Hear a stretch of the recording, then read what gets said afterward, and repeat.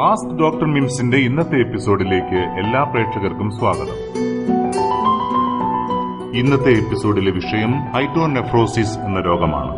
അതേക്കുറിച്ച് ചോദിച്ചിരിക്കുന്നത് പാലായിൽ നിന്നും ജേക്കബാണ്. ഞാൻ മെയിൽ വായിക്കാം. ഡിയർ ഡോക്ടർ മിംസ്, എന്റെ പേര് ജേക്കബ് എബ്രഹാം. എന്റെ ഫാദറിന് കിഡ്നി പ്രോബ്ലമായിട്ട് ഡോക്ടറെ കാണിച്ചപ്പോൾ ഹൈഡ്രോനെഫ്രോസിസ് എന്ന അസുഖമാണെന്ന് പറഞ്ഞു. ഇത് ഗുരുതരമായ അസുഖമാണോ ഡോക്ടർ? ഇതിന്റെ കോംപ്ലിക്കേഷൻസ് എന്തൊക്കെയാണ് എന്നൊന്ന് വിശദമാക്കാമോ? ഹൈഡ്രോനെഫ്രോസിസ് എന്ന് വെച്ചാൽ കിഡ്നിക്കകത്ത് ഒരു ഫ്ലൂയിഡ്, അതായത് മൂത്രം നിറഞ്ഞിരിക്കുന്ന അവസ്ഥയാണ്. ഇത് ചിലപ്പോൾ കിഡ്നിയിലും മൂത്രവാഹിനി കുഴലിലും ഒരുമിച്ച് മൂത്രം കെട്ടിക്കിടന്ന് യൂറിത്രോനെഫ്രോസിസ് ആയും വരാറുണ്ട്.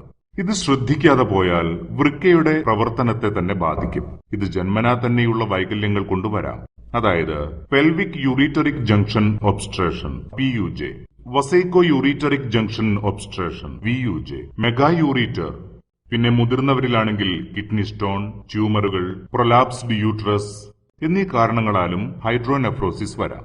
മൂത്രസഞ്ചി മുതൽ കീഴ്പോട്ടുള്ള ഭാഗത്ത് മൂത്രതടസ്സം വന്നാലും ഈ അസുഖം വരാം. അപ്പോൾ സാധാരണയായി യൂറിത്രോനെഫ്രോസിസ് ഉണ്ടാവാം. സാധാരണഗതിയിൽ ആദ്യഘട്ട പരിശോധനയിൽ തന്നെ കിഡ്നിയിൽ ഫ്ലൂയിഡ് നിറഞ്ഞിട്ടുണ്ടെന്ന് മനസ്സിലാക്കാം. കൂടാതെ ultrasound, CT scan, nuclear renal scan എന്നിവയും ചിലപ്പോൾ സിസ്റ്റോസ്കോപ്പി വഴി ഒരു എക്സ്റേ പരിശോധനയും വേണ്ടിവരാം. കുട്ടികളിലാണെങ്കിൽ MCU എക്സ്റേ കൂടി ഇതിനോടൊപ്പം ചെയ്യാറുണ്ട്. ഹൈഡ്രോനെഫ്രോസിസ് ഉണ്ടാകാനുള്ള കാരണം കണ്ടുപിടിച്ച് അതിനുള്ള സർജറി വഴി ബ്ലോക്ക് നീക്കം ചെയ്യുക എന്നതാണ് ഇതിന്റെ ചികിത്സ.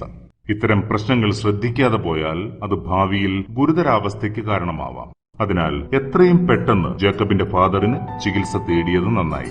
നിങ്ങൾക്കേവർക്കും ഇത്തരം പല രോഗങ്ങളെക്കുറിച്ചും അറിയണമെന്നുണ്ടാവും. അതെല്ലാം ഇമെയിലിലൂടെ ഞങ്ങളെ അറിയിക്കുക. അവർ ഇമെയിൽ ID ask@drmims.com. നാളെ വീണ്ടും കാണാം. Thank you.